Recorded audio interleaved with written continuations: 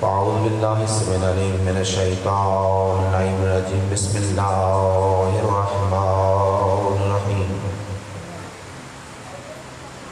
الحمد لله الصمد ودائم القائم هو الباقي بعد كل فناء وقبل كل فناء. هو الذي خلق الأرضين والسماوات في 6 أيام. هو الذي خلق محمدا وآل محمد من النور وجعلنا من الطين. ثم الصلاة والسلام والتحية والإكرام على رسول الله الأعظم المصطفى الأمجد المحمود الأحمد المكي المدني الطهي الكرشي التهامي سيدي ومولاي أبي القاسم محمد.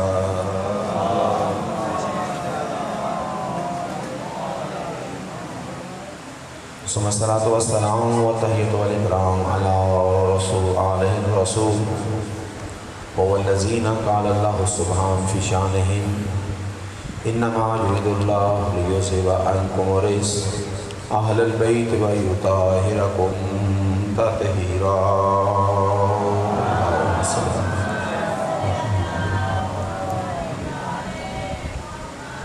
أما بعد فقد قال سبحانه في القرآن وهو أصدق الصادقين وقوله الحق بالحق. بسم الله الرحمن الرحيم. الله ولي الذين آمنوا يخرجهم من الظلمات إلى النور والذين كفروا أولياءهم الطاغوت يخرجونهم من النور إلى الظلمات أولئك أصحاب النار هم فيها خالدون. صلوات.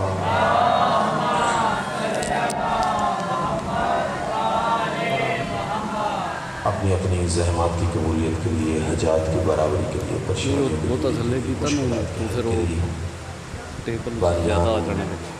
منتظمین و اراکین دربار حسین کی اس کام و شکریہ قبولیت کے لیے بلند آواز سے صلوات بھیجے گا. محمد اللہم صلی علی محمد. اپنی اپنی طرف سے زمانے کے امام کی بارگاہ میں ان ایام ازاں کی تعزیت اور تسلیت ابلاغ و ارسال کرنے کے لیے محبت کے ساتھ درود پاک بھیجے گا. محمد اللہم صلی علی محمد وآل محمد وعجل فرجهم. ارواح معصومین کے استقبال کے لیے احتراما عقیدتاً آنکھیں بند کر کے سر جھکا کے عقیدت کے ساتھ درود پاک بھیجے گا. محمد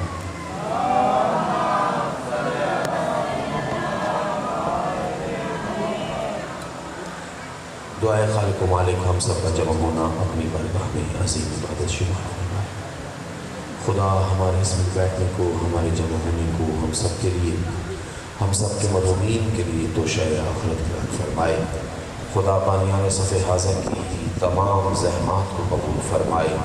اس تمام ذکر اذکار اس وقت ان کے مرحومین کے لیے خدا ذخیرہ آخرت قرار فرمائے. پروردگار عالم زمانے کے امام کو ہم سب سے راضی فرمائے. ان کی زبان اقدس کو خدا ہم سب کے لیے دعا گو قرار فرمائے. ان کے وجہ اقدس کی زیارت خدا ہمارا نصیب قرار فرمائے. ان کے پائے اقدس میں ہم سب کو خدا جامع شہادت نوش کرنے کی توفیق و رحمت فرمائے. ہماری یہ مجلسیں، ہماری یہ محفلیں، ہماری یہ نشست، ہمارا یہ ذکر اذکار خدا امام زمان کے ظہور کی زمینہ سازی کا زینہ قرار فرمائے.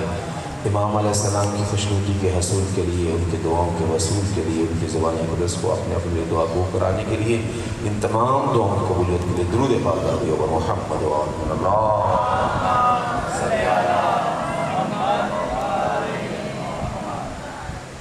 اجازت ہے جی گفتگو شروع کی جائے گا. بہت شکریہ. خدا آپ سب کو سلامت رکھے. بہت شکریہ. سورہ مبارکہ بقرہ کی آیہ مجیدہ جس میں خدا بدیہاً 2 ولایتوں کا ذکر فرما رہا ہے. ایک ولایت ولایت رحمان ہے، ایک ولایت ولایت طاغوت ہے. ایک خدا کی ولایت ہے، ایک طاغوت کی ولایت ہے. میں نے کل عرض کیا تھا کہ قرآن اللہ کی جامع کتاب ہے. ایسی جامع کتاب کہ ولا رب ولا یابس الا فی کتاب مبین، خدا نے سب کچھ اس قرآن میں پرو دیا۔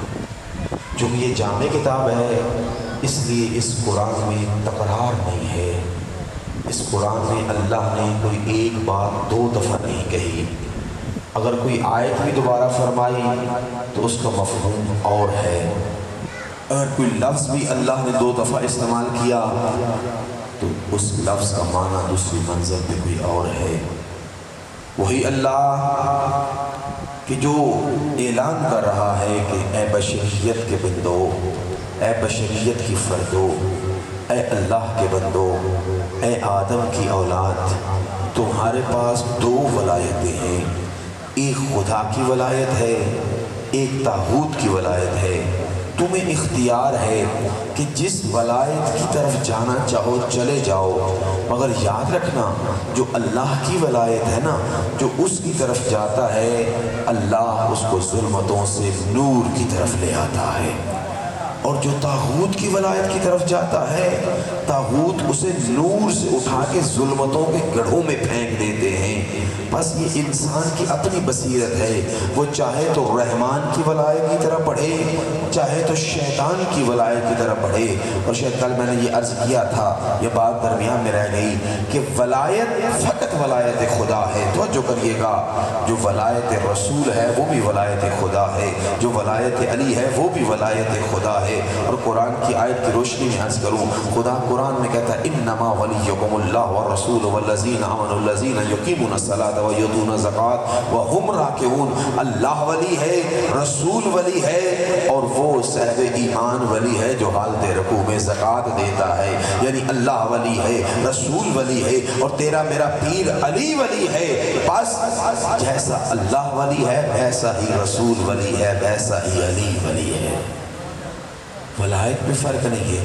اب جو خود کو ولایت علی میں سمجھتا ہے وہ ولایت رسول میں ہے، ولایت خدا میں ہے۔ جو ولایت خدا میں ہے وہی ولایت رسول میں بھی ہے، ولایت علی میں بھی ہے۔ اور توجہ کریے گا، جو ان کی ولایت میں آ جاتا ہے نا، خدا اس کو ظلمت سے نور میں لے آتا ہے، خدا اس کو ظلمت کے گڑھوں سے نور کے اعلیٰ عرفہ منزل پہ لے آتا ہے۔ ایک صلوات کہہ دیگا پر محمد و آل محمد۔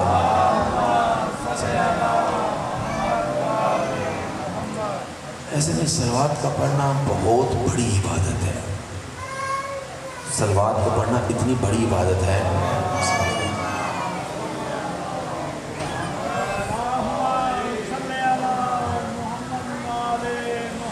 کہ جس عبادت کا اندازہ انسان کو اس منزل پہ نہیں آ سکتا، اس عبادت کا اندازہ انسان کو اس منزل پہ ہو ہی نہیں سکتا۔ تو جو کریے گا، یہ دنیا عمل کی دنیا ہے، عالم محشر نتیجے کا جہاں ہے، عالم محشر میں نتیجہ ہے، عمل اس دنیا میں ہے۔ یہاں انسان جو کرے گا اس جہاں میں اسے ملے گا، وہاں عمل نہیں ہے، نتیجہ عمل ہے۔ مگر روایات کی روشنی میں خبر ملتی ہے کہ وہاں بھی ایک عمل انسان کر سکتا ہے، اور وہ عمل کوئی اور عمل نہیں ہے، وہ محمد و آل محمد پہ صلوات ہے جو وہاں رہ کے بھی انسان پڑھے گا۔ اور میں اپنی طرف سے نہیں کہہ رہا، ہمارے بھائیوں کی ایک کتاب ہے مستدرک علی الصحیحین، مستدرک حاکم کے نام سے معروف ہے، اہل سنت کے بہت بڑے عالم دین حاکم نشاپوری، ان کی کتاب ہے مستدرک حاکم۔ کیا نام ہے جی؟ ہمارے اہل سنت بھائیوں کی 6 احادیث کی کتابیں ہیں، بڑی کتابیں احادیث کی کتنی ہیں؟ 6۔ صحیح بخاری، صحیح مسلم، سنن نسائی، سنن ابن ماجہ، سنن داؤد، سنن ترمذی، یہ اہل سنت کی 6 احادیث کی کتابیں ہیں۔ ہماری 4 احادیث کی کتابیں ہیں جن کو کتب اربع کہتے ہیں۔ کیا کہتے ہیں جی؟ کتب اربع یا اصول اربع۔ ان میں سے پہلی اصول کافی، دوسری استحساب، تیسری من لا یعذر الفقی، اور چوتھی تہذیب الاحکام۔ یہ 4 احادیث کی ہماری کتابیں ہیں جس میں معصومین کے فرامین جمع ہیں۔ جو بڑی ہماری احادیث کی کتابیں ہیں ان میں سے یہ 4 جن کو اصول اربع یا کتب اربع کہتے ہیں، اہل سنت کی 6 احادیث کی کتابیں ہیں۔ ان کی جو 6 احادیث کی کتابیں ہیں نا، ان میں 2 بڑی کتابیں شمار ہوتی ہیں، صحیح مسلم اور صحیح بخاری۔ جب ان دونوں صحیحوں کو جمع کرتے ہیں تو اس کو کہتے ہیں صحیحین۔ علامہ حاکم نشاپوری نے ایک کتاب ترتیب دی مستدرک علی الصحیحین۔ مستدرک کہتے ہیں چھوٹی ہوئی، رہ گئی ہوئی، جو صاحب صحیح بخاری محمد بن عبداللہ اسماعیل بخاری نے میزان قائم کر کے علم درایا، علم الرجال، علم الحدیث کی روشنی میں، علم بیان کی روشنی میں جو میزان قائم کر کے، ترازو قائم کر کے حدیث کو تول کے صحیح بخاری میں جمع کی، اور جو صاحب صحیح مسلم نے، امام مسلم نے اپنی صحیح مسلم میں جمع کی، اسی میزان پہ رکھ کے حاکم نشاپوری نے جو احادیث ان دو کتابوں میں نہیں آئی مگر اس میزان پہ پوری اترتی تھی، ان کو علیحدہ جمع کیا اور اس کتاب کا نام رکھا مستدرک علی الصحیحین، یعنی وہ حدیث جو میزان صحیحین پہ تو ہیں مگر ان صحیح مسلم اور صحیح بخاری میں جمع نہیں ہوئی، اس کتاب کا نام رکھا مستدرک علی الصحیحین، جس کو معروف زبان میں کہتے ہیں مستدرک حاکم۔ کیا کہتے ہیں جی؟ مستدرک حاکم۔ کبھی کبھی ایسی باتیں بھی سنا کیجئے، کیا کہتے ہیں؟ مستدرک حاکم۔ علامہ حاکم نشاپوری نے اس کتاب کا جو آخری باب مرتب کیا اس کا نام رکھا القیامہ۔ کیا نام رکھا جی؟ قیامت کے موضوع پہ القیامہ، اور اس میں ایک فصل ترتیب دی، فصل کا نام رکھا احوال قیامت۔ احوال حال سے نہیں، احوال ہول سے۔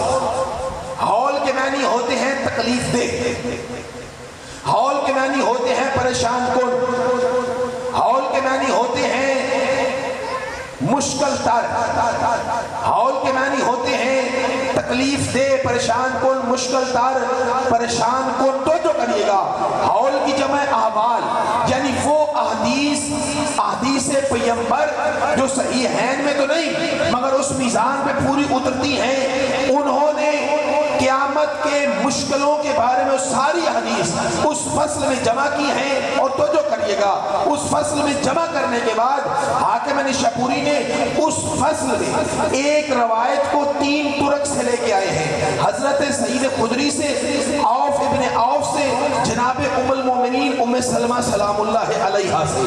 حضرت ام سلمہ سلام اللہ علیہ فرماتی ہیں رسول خدا مسجد نبوی کے منبر پہ سورہ تکویر کی تفسیر فرما رہے تھے، وَإِذَا الشَّمْسُ كُفِّرَتْ وَإِذَا النُّجُومُ انْكَدَرَتْ وَإِذَا الْبَحُورُ سُجِّرَتْ وَإِذَا الْجِبَالُ، جب سورج اپنی توانائیاں کھو بیٹھے گا، جب چاند ستارے ٹکرانے لگیں گے، جب سمندر اچھال دیے جائیں گے، جب پہاڑ بچھا دیے جائیں گے، اجرام فلکی ڈھکی ہوئی روئی کی مانند اڑ رہے ہوں گے اور انسان ان میں پتنگوں کی طرح گر پڑ رہے ہوں گے، جب یہ حالت ہوگی، روایت بتاتی ہے جب ام المومنین ام سلمہ سلام اللہ علیہا نقل کرتی ہے کہ جب رسول اللہ یہ روایت بیان فرما رہے تھے نا، سورہ تفسیر، سورہ تکویر کی تفسیر فرما رہے تھے، اس وقت خوف خدا سے وجہ تخلیق کائنات کے چہرے انور پر خوف خدا سے زردی طاری ہوئی۔ جب اصحاب پیغمبر نے وجہ تخلیق کائنات چہرے انور مصطفیٰ پہ خوف خدا کی زردی کو دیکھا نا، اصحاب پیغمبر خوف خدا سے ان کے بدنوں میں لرزہ پیدا ہوا، ان کے بدن کانپنے لگے، ان کے بدن نزفہ اندام ہونے لگے۔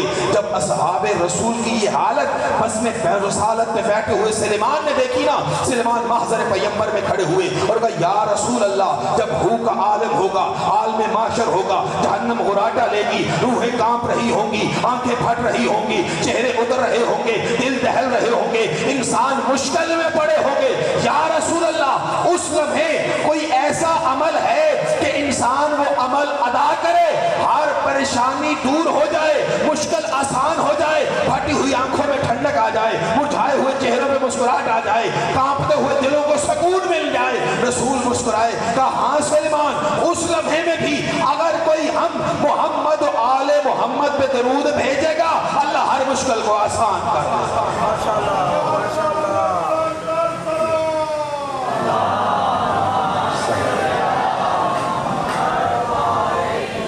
اسی لیے معصومین نے انسان کو عادی بنایا ہے درود پاک پڑھنے کا۔ مجھے یاد پڑتا ہے 1996 میں نے اس موضوع پہ عرشہ پڑھا تھا اور 10 دن مسلسل اسی موضوع پہ بات کی تھی۔ اور روایات کو پیش کیا تھا. خدا کے معصومین کی روایات ہیں کہ جب بھی کوئی خوشی ملے درود پڑھو, پریشانی ملے درود پڑھو, نماز کے لیے اٹھو درود پڑھو, مینار اذان کی طرف بڑھو درود پڑھو, اذان ختم ہو درود پڑھو, وضو کے لیے موضوع خانے کی طرف چلو درود پڑھو, پانی پہ نگاہ پڑے درود پڑھو, پانی میں ہاتھ ڈالو درود پڑھو, چہرے پہ پانی ڈالو درود پڑھو, ہاتھوں پہ پانی ڈال چکو درود پڑھو, سر کا مسح کر چکو درود پڑھو, پاؤں کا مسح کرو درود پڑھو. توجہ کریے گا, نماز کے لیے مصلی عبادت پہ آؤ درود پڑھو, اقامت کا ہو درود پڑھو, نماز شروع کرنے سے پہلے درود پڑھو, نماز کا ہر رکن ختم ہونے کے بعد درود پڑھو, ادھر رکوع ختم ہو درود پڑھو, ادھر سجدہ تمام ہو درود پڑھو, ادھر نماز مکمل ہو درود پڑھو. ایک مومن دوسرے بھائی سے ملے تو درود پڑھے, کوئی بھی خوشی ملے درود پڑھے, کھانا سامنے آئے درود پڑھے, کھانے کا لقمہ توڑنے لگو درود پڑھو. یہ بھی منزل منزل منزل منزل درود پڑھا پڑھا کے, صلوات پڑھا پڑھا کے عادی کیا جا رہا ہے کہ کل روز محشر اگر یہ کسی مشکل میں پھنس جائے تو اس منزل پہ گھبرائے نہیں, بے ساختہ درود محمد و آل محمد زبان پہ آ جائے اور اسی لمحے اس کی ہر مشکل دور ہو جائے. بلند آواز سے درود بھیجو محمد و آل محمد.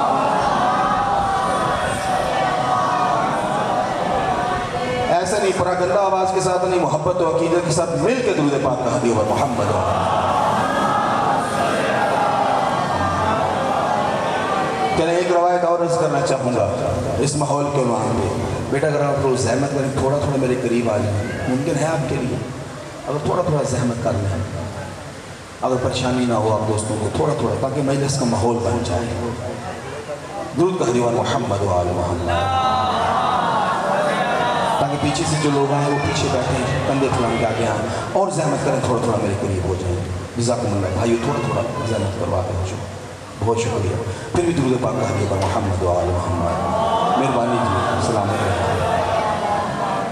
بہت شکریہ, بہت شکریہ, سلامت رہیں. آج جان یہ مجلس میں بیٹھنا وقت پاس کرنے کے لیے نہیں ہوتا, خطیب و ذاکر کو داد دینا سننے کے لیے نہیں ہوتا, اس کی بڑی عظمت ہے. حقیقت تو یہ ہے کہ یہ عظمتیں منبر سے بیان ہونی چاہیے تھی لیکن بیان نہیں ہوتی. اصل میں لوگ بھی بس واہ اور آہ کے عادی ہو گئے. جب تک واہ واہ کرواؤ اس وقت تک واہ واہ کرتے ہیں. کوئی نئی بات کرو مصائب میں تو وہ بات کو سنیں گے, مصائب پہ گریہ بھی نہیں ہوگا, اور پھر وہی 40 50 70 سال سے جو باتیں ہو رہی ہیں وہی سنائی جا رہی ہیں, جبکہ مقاتل کی کتابیں بھری پڑی ہیں اور اس طرف کسی کا دھیان بھی نہیں جاتا, کوئی جرت بھی نہیں کرتا بیان کرنے کا, کیونکہ ادھر پڑھے گا وہ سنیں گے, غور کرتے ہوں گے, گریہ نہیں ہوگا. اگر یہ باتیں بیان ہوں گی تو نعرے نہیں لگتے. لیکن ضرورت ہے کہ اب نعروں سے بڑھ کے قوم کی تیاری کی منزل کی طرف بڑھیں. میرا بھائی یہ مجلس میں بیٹھنا ٹائم کا ضیاع نہیں ہے, اتنی بڑے اجر کا مصداق ہے. کل ایک میں نے روایت پیش کی تھی, ایک روایت آج عرض کر دیتا ہوں. پھر خدا نے توفیق دی اور ماحول کو دیکھا تو روزانہ اس منزل پہ ایک روایت ضرور پیش کیا کروں گا. تو جو کریے گا, جب مجلس شبیر میں جس منزل پہ ذکر محمد و آل محمد ہوتا ہے نا, جب مومن شانے سے شانہ ملا کے بیٹھتا ہے, ایک دوسرے کے قریب ہو کے بیٹھتے ہیں نا, تو روایت بتاتی ان کے بدن سے خوشبو نکلتی ہے, ان کے بدن سے خوشبو نکلتی ہے, اور وہ خوشبو مالائے اعلیٰ میں پہنچتی ہے. جب وہ خوشبو ملائکہ کے مشام سے ٹکراتی ہے نا, تو فرشتے خدا سے پوچھتے ہیں, پروردگار یہ کیسی خوشبو ہے کہ جس نے ہمیں جنت میں مزید ہماری جنت کو معطر کر دیا, تیرے عرش کی خوشبو پہ ہوتے ہوئے ہمیں اس کو اپنی طرف ملتفت کر دیا. کوشش تو کرتا ہوں آسان لفظیں لے کے آؤں, مگر عربی کے ترجمے آسان لفظوں میں ہو نہیں پاتے. تو جو کریے گا, پروردگارا یہ کیسی خوشبو ہے جو ہمارے مشام سے ٹکرا رہی ہے اور ہمیں اپنی طرف کھینچ رہی ہے. اس وقت خدا فرشتوں کی بزم میں فرماتا ہے, سنو میری قدسی مخلوق, میرے کچھ بندے میرے حسین کے ذکر کے لیے جمع ہو گئے. نہیں, آپ نے لطف ہی نہیں اٹھایا. میرے کچھ بندے, یعنی جو مجلس میں آتا ہے نا وہ اللہ کا کچھ لگتا ہے.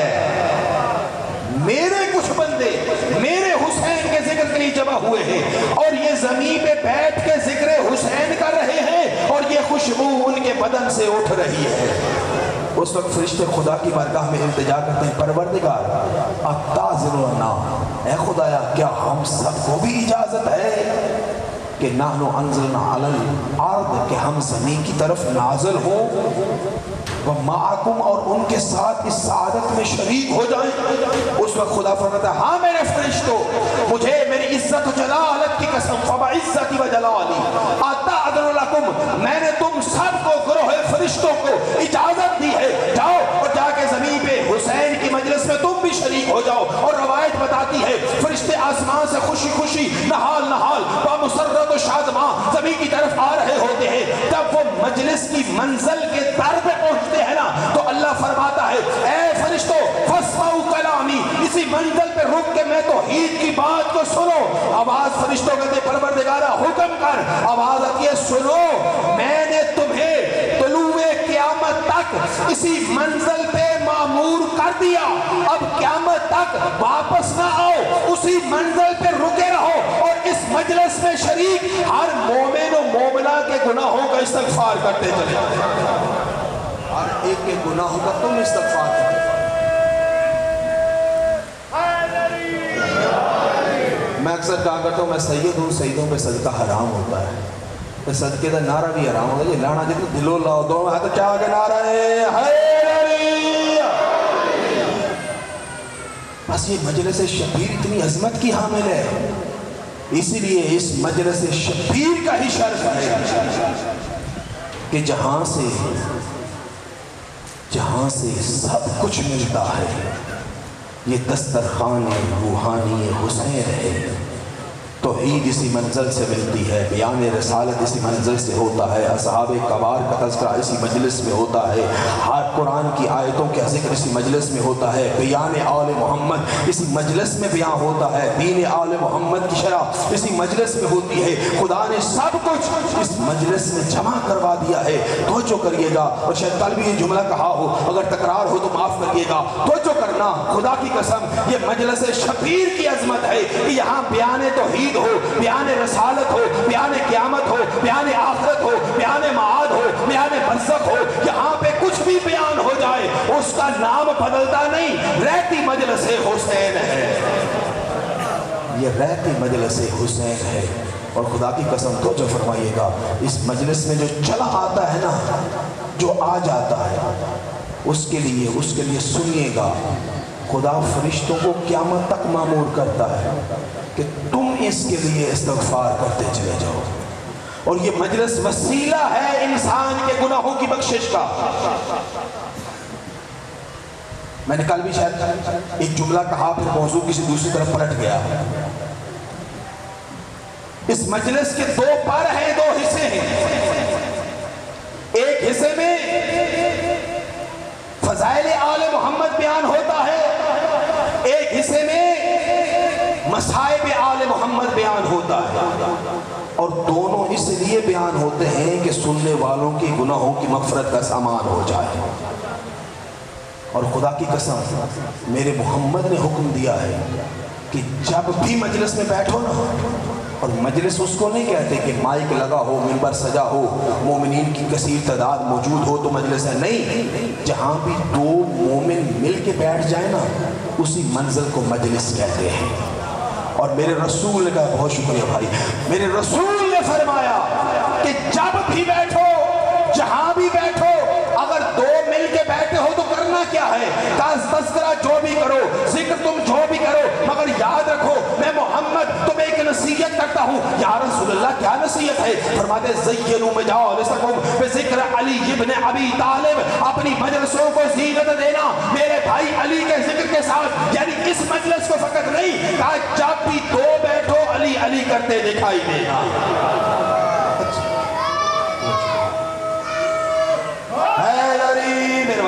بہت شکریہ، سلامت رہو۔ جہاں بھی دو مل کے بھی بیٹھو علی علی کرنا، کیوں؟ جب تم علی علی کرو گے نا، تمہاری وہ مجلس، تمہاری وہ نشست، تمہاری وہ بیٹھک، تمہارا وہ اکٹھا ہونا مزین ہو جائے گا۔ تو جو کریے گا، کیوں مزین ہو جائے گا؟ کیوں میرے محمد نے کہا سنو، انسان اس دنیا کے لیے خلق نہیں ہوا، اپنی عظمت سمجھیے گا شیعہ علی، محب حسین، حسینی سنی، جو بھی وجہ سے شبیر میں آیا ہے، شیعہ اہل سنی سے وجہ نہیں، اپنی عظمت سمجھنا۔ یہ دنیا ادنا ہے دانی سے ہے، دانی یعنی پست ہے۔ اس لیے میرے مولا نے کہا تھا اے دنیا علی تجھے 3 طلاقیں دیتا ہے، تو اپنے دھوکے کسی اور کو دینا، علی تیرے دھوکوں میں آنے والا نہیں ہے۔ اسی کے لیے میرے مولا علی نے کہا تھا اے دنیا تیری حیثیت علی کی نگاہ میں کوڑی کے ہاتھ میں خنزیر کی انتڑیوں جیسی ہیں۔ کوڑی جس کے بدن سے بدبو آتی ہے، خنزیر کی ادویت جن سے بدبو آتی ہے، کہا تیری حیثیت اے دنیا میں علی کی نگاہ میں کوڑی کے ہاتھوں میں خنزیر کی انتڑیوں جیسی ہے۔ تو اپنے فریب کے جال علی کے غیر پہ بچھانا، علی کے غیر پہ پھیلانا، علی کے غیر پہ پھیلانا، یعنی جو علی والا ہوتا ہے وہ دنیا کے رنگ میں رنگا نہیں جاتا۔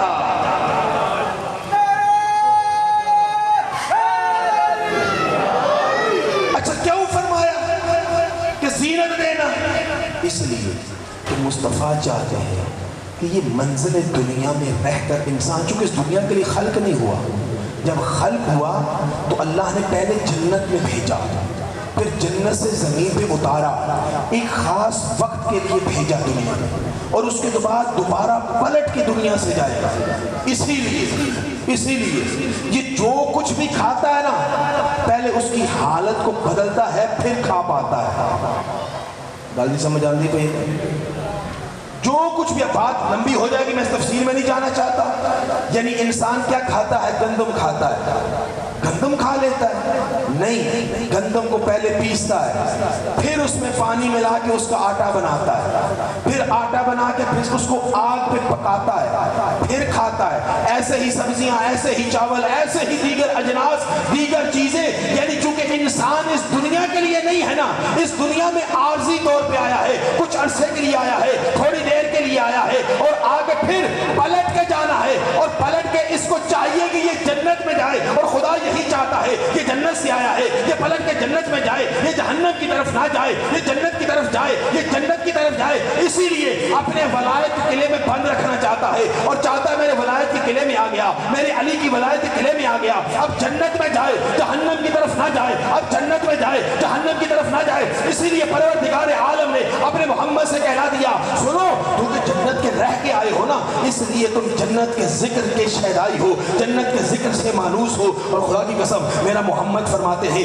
کہ تم دنیا میں بھی جنت کے ذکر بناؤ گے تو تمہاری وہ زمین کا ٹکڑا، وہ تمہاری مجلس، وہ تمہاری نشست دنیا کی نشست نہیں رہے گی، خدا اس کو جنت کی منزل سے ملا دے گا، خدا اس کو جنت کے ماحول سے ملا دے گا۔ اور جنت کا ماحول کیا ہے؟ سنو میرا مصطفیٰ فرماتے ہیں کہ جنت میں خاموشی ہی خاموشی ہے، جنت میں سکون ہی سکون ہے، جنت پرسکون منزل کا نام ہے۔ وہاں شور نہیں ہے، وہاں غل نہیں ہے، وہاں ندائیں نہیں ہے، وہاں آوازیں نہیں ہے، وہاں شرابہ نہیں ہے، وہاں کہیں بھی غل و غبار نہیں ہے، وہاں سکون ہی سکون ہے، وہاں خاموشی ہی خاموشی ہے، وہاں سکون ہی سکون ہے۔ مگر میرا رسول فرماتے ہیں انی زار الجنہ، جب مجھے معراج کی بلندیوں پہ بلند کیا گیا، مجھے جنت کی سیر کروائی گئی، پھر جنت ابواب کثیرہ، جنت میں ایک دو نہیں ہے، خود جنت کے 7 دروازے ہیں، پھر محلات کے دروازے ہیں، پھر محلات کے کمروں کے دروازے ہیں، پھر بغیچوں کے دروازے ہیں، پھر حجروں کے دروازے ہیں، پھر باغات کے دروازے ہیں، پھر جنت کی منزلوں کے دروازے ہیں۔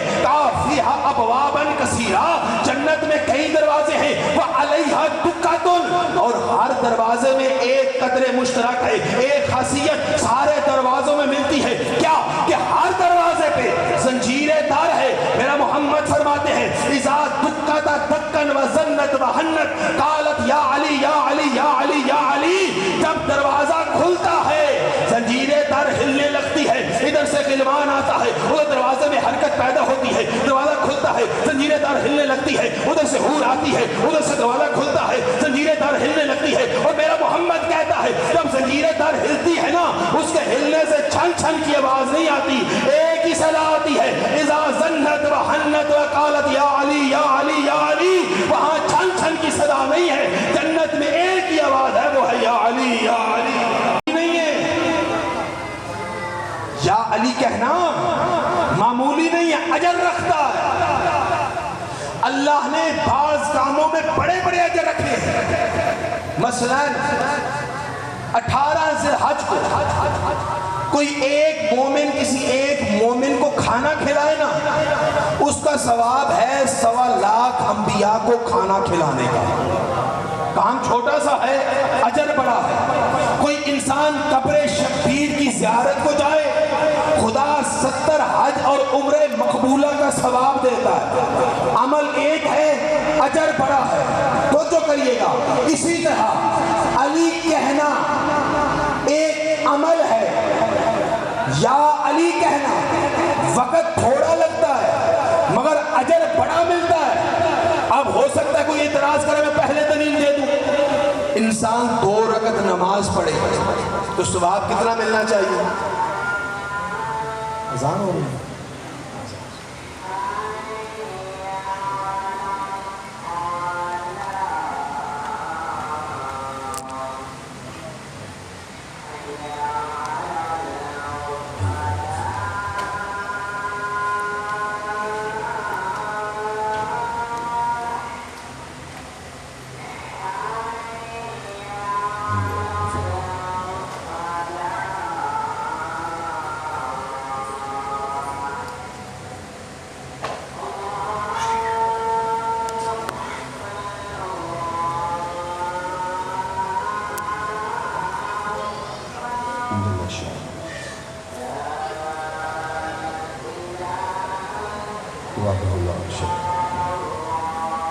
صلوات کا دیوا محمد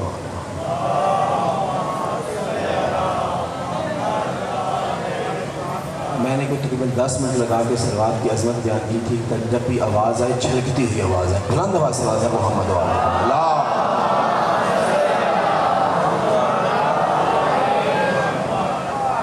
2 رکعت نماز کا ثواب کتنا ہونا چاہیے؟ بھائی 2 رکعت پڑھی ہے تو ثواب 2 رکعت ہونا چاہیے۔ ایسے ہی ہے نا، 2 رکعت نماز انسان پڑھے تو ثواب 2 رکعت میں ملنا چاہیے۔ لیکن علماء کہتے ہیں، شیعہ سنی سب کہتے ہیں کہ اگر انسان وہی 2 رکعت اگر مسجد میں آ کے پڑھے نا تو اس کو 2 رکعت کا ثواب نہیں ملتا، اس کو 27 رکعت کا ثواب ملتا ہے۔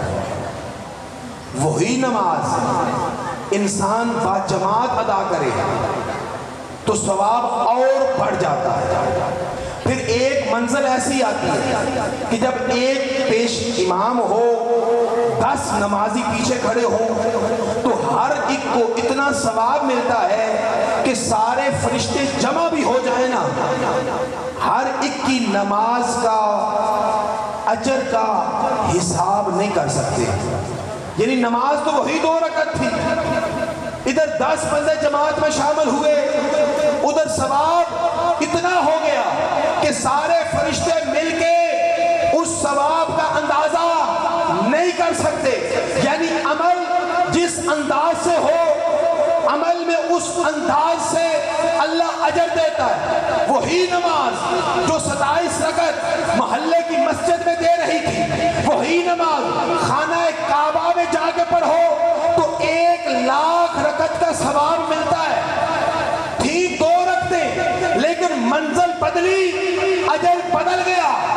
یا علی لفظ وہی 5 ہے، یا الف عین لام یا، لفظ نہیں، حرف یا علی میں 5 ہیں، مگر ان 5 حرفوں کا اللہ نے اجر اتنا رکھا کہ تیرا میرا چھٹا مولا فرماتے ہیں، کتاب کا نام بحار الانوار ہے، علامہ مجلسی علیہ الرحمہ کی کتاب ہے، 43 نمبر جلد ہے، تیرا میرا مولا فرماتے ہیں من قالا یا علی مرتن واحدہ فالہ 16 الف قراءۃ من القرآن، جو اپنی زبان سے ایک مرتبہ یا علی کہتا ہے اللہ اس کو 16,000 ختم قرآن کا ثواب عطا کرتا ہے۔ جو ایک مرتبہ یا علی کہتا ہے اللہ اس کو 16,000 ختم قرآن کا ثواب دیتا ہے۔ فرمایا کون سا ختم قرآن؟ ما اختمہ، وہ ختم قرآن جو میں جعفر صادق اپنی معصوم زبان سے تلاوت کروں۔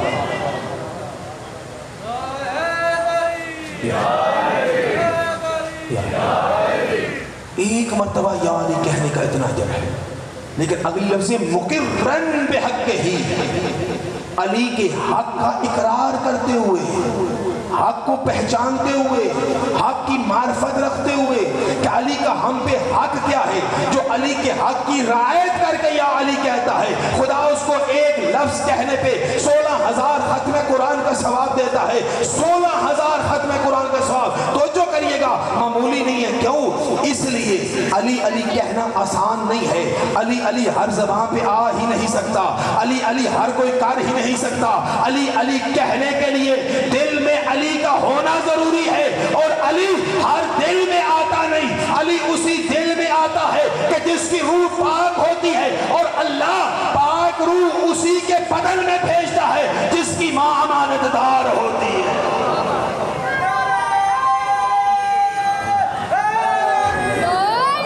اسی لیے میرے رسول نے فرمایا یا علی لا یحبک الا طاہر الولادہ ولا یبغضک الا نجس الولادہ، علی تجھ سے محبت فقط وہ کرے گا جو حلال زادہ ہوگا۔ اے علی توجہ کریے گا، اے علی تجھ سے فقط حلالی محبت کرے گا۔ میں جو سوال کرنا چاہتا ہوں، بس آخری جملہ کا کہ ذہن کو سمجھنے کی طرف پڑھوں۔ میرے بھائیوں، میرے شیعان حیدر کرام، میرے علی کے چاہنے والے شیعہ سنی بھائیوں، ایمان سے بتانا، جس کے دل میں علی کی محبت ہوتی ہے، تم اپنی زبان سے اس کو کیا کہتے ہو؟ بولو بھائی، علی والا عرف عام میں اس کو کیا کہتے ہیں؟ مومن کہتے ہیں۔ کیا کہتے ہیں؟ مومن۔ مومن کیوں؟ کیونکہ اس کے دل میں، بولو بھائی، علی کی ملا ہے۔ بہت شکریہ۔ جس کے دل میں علی کی ملا، اس کو کیا کہتے ہو؟ اس کو کیا کہتے ہیں؟ مومن۔ تو شکریہ۔ ہر ایک کی کوئی نہ کوئی نشانی ہوتی ہے۔ جیسے رسول اللہ نے کہا کہ منافق کی 4 نشانیاں ہیں، کتابوں میں پڑھی ہے نا۔ جب منافق کی بتائی ہیں تو مومن کی نہیں بتائی ہوں گی؟ مومن کی نشانیاں بھی بتائی ہیں۔ تیرے امام عسکری نے فرمایا علامات المومن 5، مومن کی 5 نشانیاں ہیں۔ کتنی نشانیاں؟ جڑے 5 تنی ہوتے بولو بھائی، کتنی نشانیاں؟ 5 نشانیاں ہیں مومن کی۔ ناراض سے نہ ہونے لگے جی، وہ بھی جو تو میں نے کہا فرق پڑنا پر میں نیاز سیدہ کو لینی ہے، وہ تو دینی تھیڑی ہونا فارغ جو کیتا ہے تو سارے روز بھی جاتا ہوں کوئی فرق پیدا، لیکن چونکہ تسی مہمان ہو جناب سیدہ دے، آپ سب مہمان ہو مخدومہ کبریٰ کے، اس لیے اگر ناراض ہو جاؤ تو حسن حمدانی کو معاف کرنا۔ یہ سید تمہارے سامنے ہاتھ جوڑ کے تم سے پہلے معافی مانگ رہا ہے۔ سنو، تیرا میرا 11واں امام فرما رہا ہے علامات المومن 5، مومن کی کتنی نشانیاں ہیں؟ 5 نشانیاں ہیں مومن کی۔ فرمایا پہلی نشانی یہ ہے کہ وہ دائیں ہاتھ میں انگوٹھی پہنتا ہوگا۔ سوکھی یہ پالے ہو جائے، دائیں ہاتھ میں انگوٹھی پہنتا ہوگا۔ دوسری نشانی فرمایا کہ وہ خاک پہ سجدہ کرتا ہوگا۔ وہ کیا کرتا ہوگا؟ خاک پہ سجدہ کرتا ہوگا۔ تیسری نشانی وہ نماز میں تسمیہ مبارک کو بلند آواز سے پڑھتا ہوگا، یعنی بسم اللہ الرحمن الرحیم بلند آواز سے پڑھتا ہوگا۔ فرق ہے ہم میں اور اوروں میں، اور چلتے ہیں کسی اور کی سنت پہ، ہم چلتے ہیں آل محمد کی طریقت پہ، مصطفیٰ کی سنت پہ۔ اس لیے ہمارا امام بتا رہا ہے کہ اس کی نشانی یہ ہوگی کہ وہ نماز میں بسم اللہ الرحمن الرحیم بلند آواز سے پڑھتا ہوگا۔ کتنی نشانیاں ہو گئیں؟ پہلی انگوٹھی ہوگی دائیں ہاتھ میں، دوسری خاک پہ سجدہ کرتا ہوگا، تیسری بسم اللہ الرحمن الرحیم نماز میں بلند آواز سے پڑھتا ہوگا، چوتھی زیارت 40 حسین کرتا ہوگا، یعنی 40ویں پہ حسین کی قبر پہ حاضر ہوتا ہوگا۔ اگر قبر حسین پہ جانے کا وسائل نہیں ہے تو گھر کی چھت پہ جا کے حسین کے 40 کی زیارت پڑھتا ہوگا۔ توجہ کریے گا، پہلی نشانی دائیں ہاتھ میں انگوٹھی پہنتا ہوگا، دوسری نشانی خاک پہ سجدہ کرتا ہوگا، ہوگا. تیسری نشانی نماز میں بسم اللہ بلند آواز سے پڑھتا ہوگا. چوتھی نشانی حسین کے چالیسے پہ حسین کو سلام کرتا ہوگا. پانچویں نشانی شب و روز میں 51 رکعت نماز پڑھتا ہوگا. کتنی؟ 51 رکعت نماز پڑھتا ہوگا. یعنی صبح کے 2 سنت 2 فرض، 4 ظہر کے سنت 4 فرض، 4 عصر کے سنت 4 فرض، 3 مغرب کے فرض 4 سنت، عشاء کے 4 فرض 2 فطر، 11 رکعت نماز تہجد جو 51 رکعت پڑھتا ہوگا. کتنی نشانیاں ہو گئیں؟ اظہر بھائی آؤ بسم اللہ. درود گاہی پر محمد و آل محمد.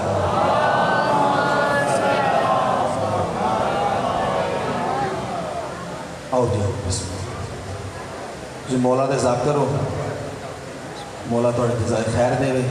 دعا کرے گل مشکل کروں کوئی رسے گا میرے نال. میں نے ڈر ڈر کے گلاں کرن دا آتی ہیں، کرنیاں ساریاں ہوندیاں پر ڈر ڈر کے. معافی پہلے میں مانگ لئیے، تسی دعا کرنی ہے. مومن کی کتنی نشانیاں ہیں؟ کس نے کہا؟ بھئی گل یاد کر کے رہنی ہے، تیری سرٹیفکیٹ رو ویسے نا بھائی یہ نہیں. کس نے کہا؟ 11ویں امام کا ارشاد ہے علامات المومن 5 نشانیاں. بولو پہلی دائیں ہاتھ میں انگوٹھی پہنتا ہوگا. دوسری خاک پہ سجدہ کرتا ہوگا. تیسری بسم اللہ نماز میں بلند آواز سے پڑھتا ہوگا. چوتھی 40 پہ زیارت حسین کرتا ہوگا. 5ویں شب و روز میں 51 رکعت پڑھتا ہوگا. خدا کی قسم مادی دنیا ہے، پھنس کے رہ گئے، کریں تو کیا کریں؟ اچھا ساری نہیں کر سکتے، آدھی تو ہونی چاہیے نا. ادیاں نشانیاں تو ہونیاں چاہیے نا. فقط کڑی تے گھڑی پان نال مسئلہ حل نہیں جے ہوتا. فقط انگوٹھی چڑھان نال مسئلہ حل نہیں. ادیاں تے ہونیاں چاہیے نا. اسے واسطے امام نے 3 نشانیاں جوڑی نماز نہ چھوڑیاں نے. 3 نشانیاں نماز سے جوڑ دی ہیں. کہا کہ بسم اللہ نماز میں بلند آواز سے پڑھتا ہوگا. یعنی بسم اللہ پڑھنی ہے نماز میں بلند آواز سے. نماز پڑھے گا تو بسم اللہ بلند آواز سے پڑھے گا نا. ناراض تو نیچے ہو گئے، رست نیچے گئے.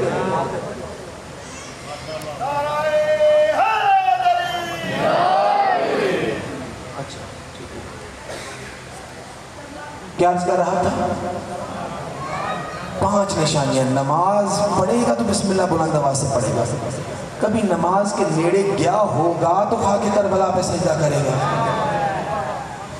فرض پڑھے گا تو اگلی منزل 51 رکعت کی آئے گی نا. تو کی خیال ہے آج روزہ شبیر دے سائے چ بیٹھ کے حسین نال وعدہ نہ کریے. مولا اسی کچھ مومن ہون لگے ہیں جی جنہیں دا حق بنتا ہے وہ پڑھتے نہیں. صلوات محمد و آل محمد.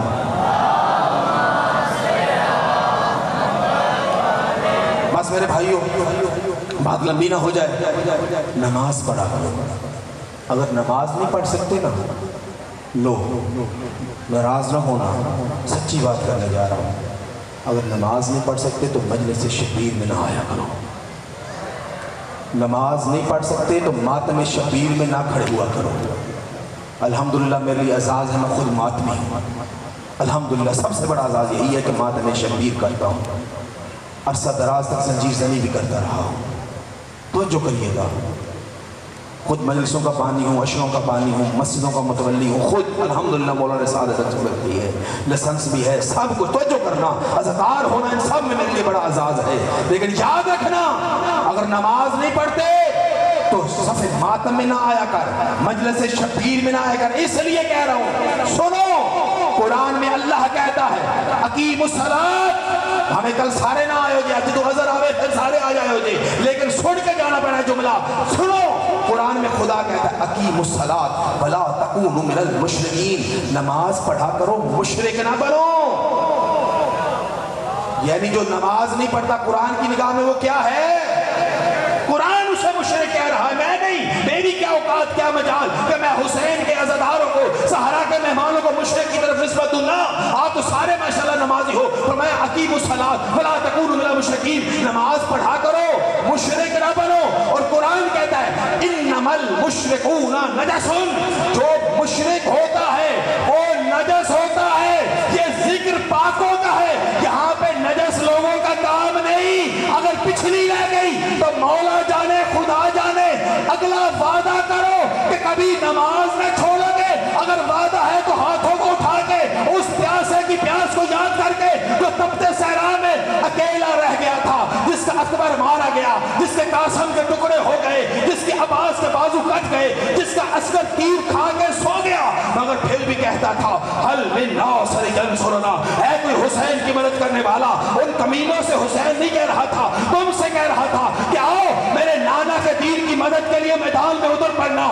جس کے کانوں پہ صدائے استغاثہ حسین موجود ہے, آؤ اپنی دل کی قبر کا طواف کر کے, قبر حسین کا طواف کر کے, ہاتھوں کو اٹھا کے 5 مرتبہ پوری طاقت سے کہنا, جن کی ماؤں نے ناد علی کہہ کے دودھ پلایا ہے, جن کی رگوں میں ماؤں کا مقدس دودھ لہو بن کے دوڑ رہا ہے, 5 مرتبہ پوری طاقت سے در و بام گونج اٹھے لبیک یا حسین.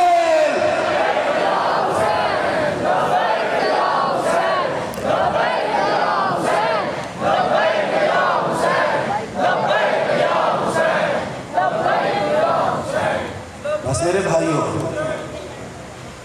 نماز بچانے حسین کربلا آیا تھا. نماز پڑھی جا رہی تھی, مگر وہ نہیں جو بیرو نماز تھی, وہ نہیں. حسین روح والی نماز بچانے آیا تھا. جب کربلا کی سرزمین پہ آج 2 محرم ہے نا, آج میرا مولا کربلا پہنچ گیا ہے. جب 2 محرم میرے مولا حسین کا گھوڑا کربلا میں پہنچا ہے نا, تو روایت بتاتی ہے کہ حسین کا گھوڑا آگے نہیں بڑھ رہا تھا, زمین پاؤں پٹک رہا تھا. جب گھوڑے نے بار بار پاؤں پٹکے ہیں نا, گھوڑے کے پاؤں سے دھول اڑی ہے, اور وہ دھول اڑ کے محمل ثانی زہرا میں پہنچی ہے. جب مخدومہ کے مشام سے وہ دھول ٹکرائی نا, تڑپ گئی ثانی زہرا. آواز ام فضہ میرے بھائی عباس کو صدا دو. بی بی فضہ نے عباس کو بلایا. عباس محمل کے قریب آئے. عباس میرے بھائی حسین کو بلاؤ. حسین آئے, کہا بھیا حسین یہاں قیام نہ کرنا, ابھی خاک کربلا, ابھی خاک زمین اٹھی, میرے مشام سے ٹکرائی ہے, اس خاک سے حسین تیرے خون کی خوشبو آ رہی ہے. عزادارو, امام نے فرمایا بہن آپ تو جانتی ہیں, ان ھذا محمورۃ من اللہ تعالی, معمور من اللہ تعالی, کہ حسین کا گھوڑا حسین کی مرضی سے رکا نہیں ہے, یہ اللہ کی طرف سے معمور شدہ ہے, اللہ کے حکم سے یہاں رکا ہے. کل اس میں انشاءاللہ بات توفیق ملی تو ضرور کروں گا. یہ اللہ کے حکم سے اس منزل پہ رکا ہے. پھر حسین نے ایک مرتبہ کہا عباس یہاں قریب کی آبادی میں دیکھو کوئی ہے تو بلا کے لاؤ. عباس چلے, قریب کی بستی میں خبر دی تمہارے رسول کا نواسہ حسین آیا ہے جو تمہارا مہمان بنا چاہتا ہے. بنی اسد کے لوگ آئے, پوچھا یہ زمین کس کی ہے, کہا ہماری ہے. کہا بیچو گے, کہا مولا آپ رسول کے نواسے ہیں, آپ رکھ لیجئے. فرمایا نہیں, ہم لینے والے نہیں ہیں, ہم تو عطا کرنے والے ہیں. تو جو کرنا, بس 2 منٹ سے زیادہ زحمت نہیں دینے والا. عزادارو, ایک مرتبہ حسین نے زمین خریدی, آدھے پیسے ثانی زہرا نے دیے, آدھا سرمایہ حسین نے خرچ کیا. جو دونوں کا مشترکہ اثاثہ تھا نا علی اکبر, حسین نے اکبر کے نامہ زمین ہبہ کروا دی. پھر اکبر سے کہا اکبر میری خواہش ہے تم زمین بنی اسد کو ہبہ کر دو. کہا بابا میں نے آپ کی اطاعت میں زمین بنی اسد کو ہبہ کر دی. کہا بنی اسد کے لوگوں, حسین تم سے کچھ نصیحتیں وصیتیں کرنا چاہتا ہے. بس ذرا مختصر کروں. حسین نے بنی اسد کے مردوں سے کہا بنی اسد کے لوگوں, آج سے 8 دن بعد حسین غریب ہو جائے گا. اس تپتی ریگ میں رسول کے بیٹے کا خون بہہ جائے گا. ہو سکے تو 11 محرم کو ہمارے لاشیں دفنانے آ جانا. اور پھر کہا بنی اسد کے لوگوں, حسین تمہارے خانوادوں سے ملنا چاہتا ہے. بنی اسد کے لوگوں کا مولا آؤ بسم اللہ ہمارے قریہ میں تشریف لائیے. حسین چلے بنی اسد کے علاقے میں پہنچے. عزاداروں جب منزل قریہ بنی اسد میں پہنچے نا، مستورات اپنے انداز میں، عرب انداز میں اہلاً و سہلاً و مرحبا ابن رسول اللہ کی صدائیں دیتی ہوئی آگے بڑھی. ایک مرتبہ حسین نے بیویوں کا شکریہ ادا کیا. آواز ہے بیویوں، اگر تمہارے مرد 11 محرم کو ہماری لاشیں نہ دفنا سکیں، کسی مجبوری کی وجہ سے تم پانی بھرنے کے بہانے آنا، ہماری لاشوں پہ خاک گرا جانا، ہماری قبریں بن جائیں گی. عزاداروں پھر حسین نے بچوں کو جمع کیا. روایت کہتی ہے کسی کو سینے سے لگا رہا تھا، کسی کے سر پہ حسین پیار کر رہا تھا، کسی کو شفقت سے بوسے دے رہا تھا. بچوں میں گھل مل گیا حسین. پھر بچوں سے کہنے لگے بچوں تم کھیلتے ہو؟ کہا ہاں مولا ہم کھیلتے ہیں. کیا کھیلتے ہو؟ کہا مولا ہم چونکہ ریگستان میں رہتے ہیں نا، ہم اپنے پاؤں زمین میں رکھتے ہیں، اس پہ ریت ڈالتے جاتے ہیں، ہمارے پاؤں دفن ہو جاتے ہیں، ہم پاؤں نکالتے ہیں، گڑا بن جاتا ہے، ہماری کھیل بن جاتی ہے. حسین نے کہا بچوں سنو، آج سے کچھ دن بعد کربلا میں جنگ ہوگی، تمہارا یہ مظلوم امام مارا جائے گا. اگر تمہارے والدین کسی مجبوری کی وجہ سے نہ آ سکیں تو تم کھیل کے بہانہ کربلا میں آ جانا، اپنی جھولیاں بھر بھر کے ہمارے جنازوں پہ ڈال دینا، تمہارا کھیل ہو جائے گا، ہماری قبریں بن جائیں گی. عزاداروں سوال کرو نا اپنے مولا کے محضر میں، مولا یہ کبھی مردوں سے، کبھی عورتوں سے، کبھی بچوں سے کیوں چاہتا ہے مولا قبر بن جائے؟ کیا قبر کی اتنی حسرت ہے؟ آواز آگی نہیں مجھے قبر کی حسرت نہیں ہے، میری لاش کون سا خراب ہونے جا رہی ہے، قبر کی حسرت نہیں ہے. مولا پھر یہ 11 محرم کی وصیتیں کیوں؟